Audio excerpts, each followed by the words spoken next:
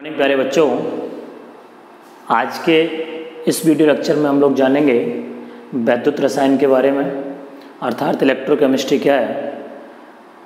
ये physical chemistry का एक ऐसा टॉपिक है जिसमें नीट और जेईई मेंस जैसे जो एंट्रेंस एग्ज़ाम है उसमें क्वेश्चंस आता ही आता है। तो थोड़ा सा हम लोग ठीक से फोकस्ड होकर के बैठे हैं और चीज़ों को ठीक से नोट करें। या किसी प्रकार की आपकी कोई भी क्वेरीज रहती है तो आप हमारे व्हाट्सएप नंबर पर सेंड करके अपनी प्रॉब्लम को सॉल्व आउट करा सकते हैं। ठीक, आज हम सीखेंगे वैद्युत रसायन। एक्चुअली इलेक्ट्रोकेमिस्ट्री क्या है? The branch of chemistry which deals about chemical energy and electrical energy. इसका मतलब क्या है कि अगर हम ऐसी वैद्युत रसायन विज्ञान की वह शाखा है जो विद्युत ऊर्जा एवं रासायनिक ऊर्जा के परस्पर रूपांतरण एवं उनके मध्य संबंध के बारे में अध्ययन कराती है। मतलब क्या है कि इसमें इलेक्ट्रिकल एनर्जी और केमिकल एनर्जी दोनों के बीच में ट्रांसफॉर्मेशंस और उसके बीच में जो रिलेशंस हैं उन सब के बारे में स्टडी कराएगी। उससे हम लोग इलेक्ट्रोकेमिस्ट्री कहने वाले हैं। इलेक्ट्रोकेमिस्ट्री जब सीख रहे हैं तो बात थी विद्युत ऊर्जा और रासायनिक ऊर्जा को, तो इसमें कन्वर्ट करने के लिए बहुत सारे ऐसे हमारे पास सिस्टम हैं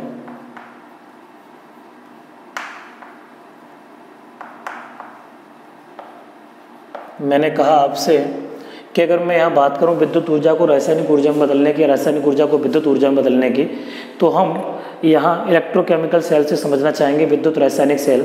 अर्थात एक ऐसा माध्यम है विद्युत रासायनिक सेल जिसमें विद्युत ऊर्जा को रासायनिक ऊर्जा में और रासायनिक ऊर्जा को विद्युत ऊर्जा में आसानी से कन्वर्ट किया जा सकता है।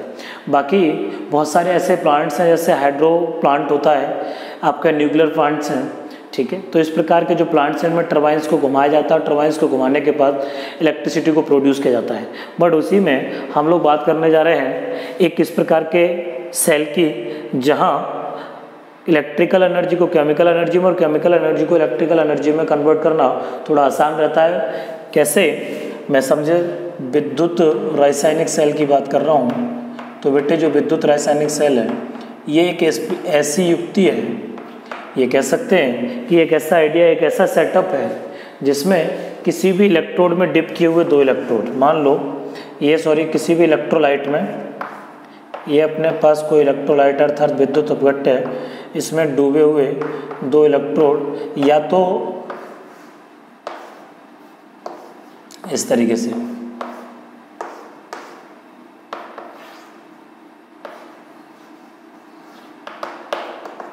मेरा मतलब क्या है, यहाँ ये कोई सेटअप है, इस तरीके से सेटअप बने हुए हैं। तो मैंने कहा एक सेटअप अलग बेटे ये है और दूसरा सेटअप ये है। हम ये कहना चाह रहे हैं कि ऐसे सेल जिसमें किसी विद्युत अपघट्य में डूबे हुए दो इलेक्ट्रोड या तो विद्युत ऊर्जा को रासायनिक ऊर्जा में या रासायनिक ऊर्जा को विद्युत ऊर्जा में परिवर्तित करने में जब सक्षम होते हैं तो उससे हम लोग विद्युत रासायनिक सेल के नाम से जानते हैं। अर्थात जब भी किसी इलेक्ट्रोलाइट में डिप किए हुए दो इलेक्ट्रोड इलेक्ट्रिकल एनर्जी को केमिकल एनर्जी में या केमिकल एनर्जी को इलेक्ट्रिकल एनर्जी में कन्वर्ट करने में कैपेबल होते हैं, उसको हम लोग इलेक्ट्रोकेमिकल सेल के नाम से जानते हैं। यहाँ हम दो प्रकार के सेल पढ़ेंगे बेटे, ऐसे इलेक्ट्रोकेमिकल सेल जो मैंने यहाँ डायग्राम के थ्रू समझाने का प्रयास किया। तो एक सेल पहला है बेटे गैल्वेनिक सेल, जिसको वोल्टेक सेल भी कहते हैं। तो गैल्वेनिक और वोल्टेक सेल। दूसरा इसको हम लोग कहते हैं इलेक्ट्रोलाइटिक सेल।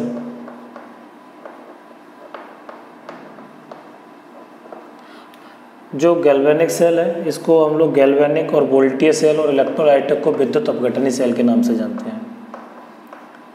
विद्युत अपघटनी सेल इसका होता है बेटे नाम गैल्वेनिक या वोल्टीय।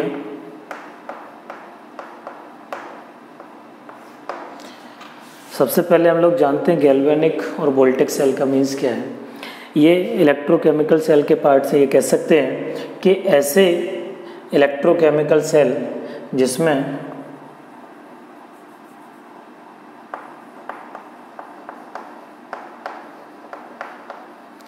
Electricity is produced due to chemical reaction.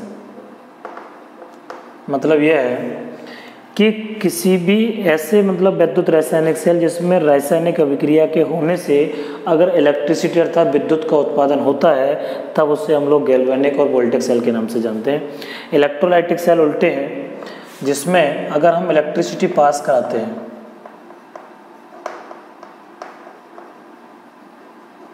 इसमें आपने इलेक्ट्रिसिटी पास करानी और इलेक्ट्रिसिटी पास कराने के बाद केमिकल रिएक्शंस होती है, केमिकल रिएक्शंस टेक्स प्लेस। मतलब ये कि अगर आपने विद्युत धारा इसमें प्रवाहित की अर्थात करंट पास करने के बाद अगर इसमें केमिकल रिएक्शन होना स्टार्ट हो तब उससे हम लोग विद्युत अपठनी सेल कहते हैं और दोनों सेलों को बनाने पर बनता है इलेक्ट्रोकेमिकल सेल। अब हम सबसे पहले जानेंगे कि एक्चुअली गैल्वेनिक सेल क्या है। तो गैल्वेनिक सेल के बेटे 3 पार्ट्स पढ़ने वाले हैं। First one oxidation half cell,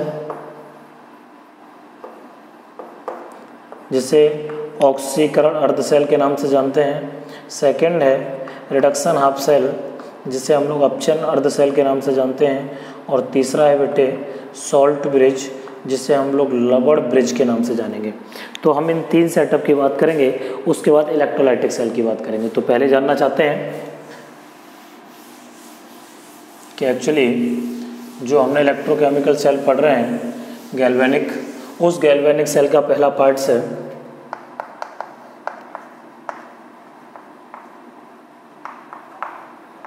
galvanic cell.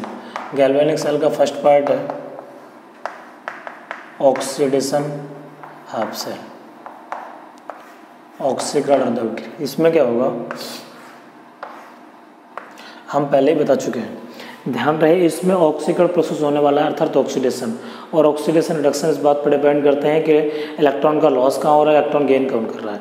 अर्थात लॉस ऑफ इलेक्ट्रॉन जहाँ भी होता है वहाँ ऑक्सीडेशन होता है। जैसे हमने अपने कोई भी धातु की छड़ ली अर्थात कोई मेटल रॉड ली, सपोज है हमने इसी मेटल रॉड का एक्वस सॉल्यूशन लिया,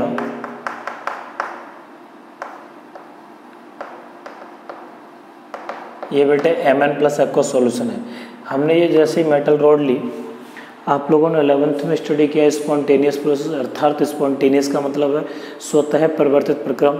ऐसे प्रक्रम जिनमें स्वतः होने की प्रवृत्ति होती है अर्थात अपने आप से होते हैं उनको हम लोग कहते हैं स्वतः परिवर्तित प्रक्रम। यहाँ जैसे आप कभी भी किसी भी मेटल रॉड को आप उसी मेटल के एक्वस सॉल्यूशन में डिप करोगे तो मेटल की टेंडेंसी है कि मेटल Mn+ की फॉर्म में इलेक्ट्रॉन लूज़ करेगी और इलेक्ट्रॉन जैसे ही वो लूज़ करेगी, और हमने बता दिया कि लॉस ऑफ इलेक्ट्रॉन, ये मेटल थी बेटे सॉलिड Mn++, आप जैसे इसको इसमें डिप करोगे तो इलेक्ट्रॉन लूज़ होना स्टार्ट हो जाएंगे और इलेक्ट्रॉन जब लूज़ होते हैं और लॉस ऑफ इलेक्ट्रॉन कहलाता है बेटे ऑक्सीडेशन।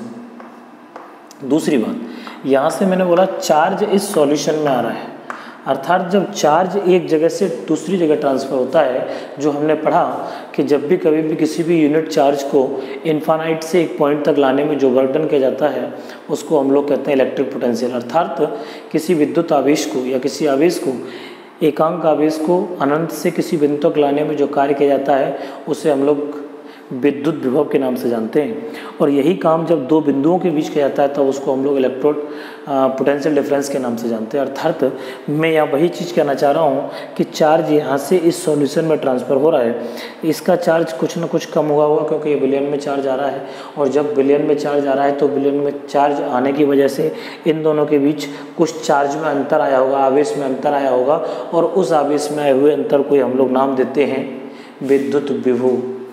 और ये कारण है ऑक्सीकरण का, क्योंकि यहाँ पर इलेक्ट्रॉनों का लॉस हो रहा है और इलेक्ट्रॉनों के लॉस के कारण जो विभव उत्पन्न होता है उसे हम लोग नाम कहते हैं ऑक्सीकरण विभव। अर्थात मेरा कहने का तात्पर्य कुछ और है, मैं यह कहना चाह रहा हूँ कि चार्ज जब यह ट्रांसफ़र हो रहा है तो जो चार्ज ट्रांसफ़र होता है उसकी वजह से इसमें पोटेंशियल डिफरेंस जनरेट हो जाता है, क्योंकि कभी भी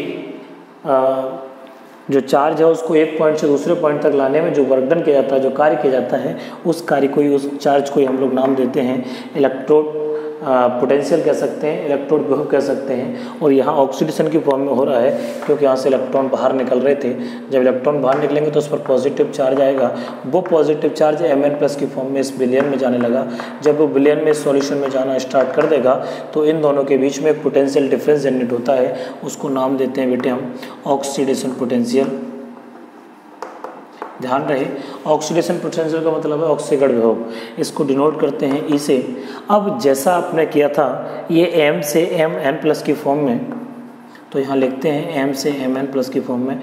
ध्यान रहे कि इनको एक वर्टिकल लाइन द्वारा हम सेपरेट करते हैं। वर्टिकल लाइन क्यों लगाते हैं? वर्टिकल लाइन केवल तब लगाएंगे जब दोनों की जो फेस है वो दोनों अलग अलग होंगे, अर्थात ये सॉलिड फेस में और ये एक्वस फेस में है, तब इस प्रकार की जो पोटेंशियल डिफरेंस होता है उसको नाम देते हैं ऑक्सीडेशन पोटेंशियल।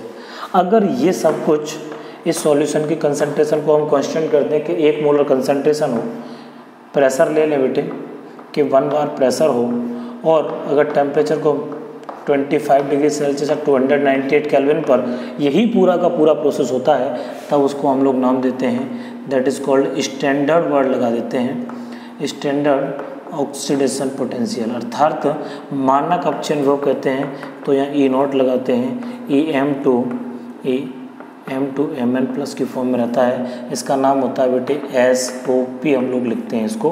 तो E0 जब भी लगा होगा बाकी सेटअप जैसे का तैसा रहेगा। ये बात अपने को ध्यान में रखने की है कि यहाँ इलेक्ट्रॉन लूज़ हो रहे थे और जहाँ इलेक्ट्रॉन का लॉस होता है वहाँ ऑक्सीडेशन होता है। अब दूसरे की बात करेंगे बेटे, सेकंड की। एक चीज़ और समझनी है, अगर ये मेरे पास कोई मेटल थी, यहाँ इसी मेटल का कोई सॉल्यूशन है Mn+, एक बार तो ये है कि इसको गेन करेगा तो फिर M बनाएगा, दूसरा ये कि यहाँ से M इलेक्ट्रॉन का लॉस करे। जब M इलेक्ट्रॉन का लॉस करेगा अर्थात यहाँ से इस तरफ को जब चार्ज डिफरेंस जाता है तो चार्ज जाता है तो उसको नाम देते हैं सॉल्यूशन प्रेशर, और यहाँ से जब जाता है तो उसको नाम देते हैं ऑस्मोटिक प्रेशर। जब इन कंडीशन में कि सॉल्यूशन प्रेशर कहाँ ज़्यादा है और ऑस्मोटिक प्रेशर जहाँ ज़्यादा है, तब उसके द्वारा भी हम बता सकते हैं कि अगर सॉल्यूशन प्रेशर की वैल्यूज़ जो है वो अगर ज़्यादा होती है ऑक्सीडेशन पोटेंशियल से, और एक बार जब solution pressure is less than रहता है ऑक्सीडेशन पोटेंशियल से, तो भी हम ये बता सकते हैं कि कहाँ रिडक्शन हो रहा है और कहाँ ऑक्सीडेशन हो रहा है। ठीक है, फिलहाल अभी हम लोग ये कंपटीशन लेवल में आए हैं, तो हमने पहला पढ़ा ऑक्सीडेशन हाफ सेल, दूसरा पढ़ रहे बेटे रिडक्शन हाफ सेल, अर्थात अपचयन अर्ध सेल के नाम से हम इसको जानेंगे। और जब अपचयन अर्ध सेल की बात करेंगे तो सेम वही चीज़, यहाँ भी एक ऐसा सेटअप जिसमें अब इसमें क्या हो रहा है बेटे, इलेक्ट्रॉन आ रहे हैं, और ये भी क्या है, मेटल रॉड है, उसी की तरह से यहाँ सॉल्यूशन है Mn+ का। ये जैसे इसमें ये इलेक्ट्रॉन गेन करेगी, जब ये धातु की छड़ इलेक्ट्रॉन को गेन करती है तो गेन करने पर क्या होगा, इस पर ऋणावेश आ जाएगा, नेगेटिव चार्ज आएगा। जब इस पर ये नेगेटिव चार्ज आता है और इस पर पॉजिटिव चार्ज है, तो ये जो चार्ज है इस मेटल में Mn+ की फॉर्म में बेटे इस पर जाना स्टार्ट हो जाएगा। क्यों कि ये अपोजिट चार्ज को अट्रैक्ट करेगा। तो यहाँ बिल्कुल सेम उसी की तरह, बस अंतर क्या है कि जो Mn+ था यहाँ से इसने इलेक्ट्रॉन गेन किए, और गेन करने के बाद ये बनाएगा M सॉलिड। इसका मतलब क्या है कि यहाँ इलेक्ट्रॉनों का गेन हो रहा है, और जहाँ इलेक्ट्रॉन का गेन होता है वहाँ वो सेटअप कहलाता है बेटे रिडक्शन, अर्थात अपचयन कहलाता है। बाकी प्रोसेस में चार्ज डिफरेंस पहले की तरह यहाँ भी चार्ज डिफरेंस था, क्योंकि यहाँ से चार्ज एक पॉइंट से दूसरे पॉइंट पर जा रहा है, तो जो चार्ज डिफरेंस फॉर्म हो रहा है उसको हम लोग नाम देते हैं इलेक्ट्रोड पोटेंशियल। चूँकि ये प्रोसेस रिडक्शन है, इसलिए यहाँ पर जनरेट होने वाला पोटेंशियल रिडक्शन पोटेंशियल के नाम से जाना जाएगा। इसको अभी हम ई से नोट करते हैं, तो ई को जब लिखेंगे और इसे कहेंगे RP रिडक्शन पोटेंशियल। ये है जैसा हो रहा है Mn+ से M में सेपरेट करने के लिए मैंने बताया दोनों अलग अलग फेज में हैं, उससे हम लोग एक वर्टिकल लाइन से सेपरेट करेंगे। अगर यही पूरा प्रोसेस इस सॉल्यूशन की कंसंट्रेशन अगर हम 1 मोलर रख दें, 25 डिग्री सेल्सियस टेम्परेचर की बात करें, और जो प्रेशर है अगर वो 1 बार हो, देन उस कंडीशन में यहाँ जो पोटेंशियल डिफरेंस जनरेट होगा, अर्थात जो विद्युत विभवांतर उत्पन्न होगा, उसको हम लोग कहेंगे E0। और जब E0 वर्ड आ गया, इसका मतलब है वो स्टैंडर्ड की बात कही जा रही है, ये आपका SRP standard reduction potential form हो जाता है। ध्यान रहे कि स्टैंडर्ड रिडक्शन पोटेंशियल है, ये स्टैंडर्ड ऑक्सीडेशन पोटेंशियल है। हमारे 2 पार्ट्स हो गए। तीसरे पार्ट्स की अगर हम बात करें जिसको हमने नाम दिया था सॉल्ट ब्रिज,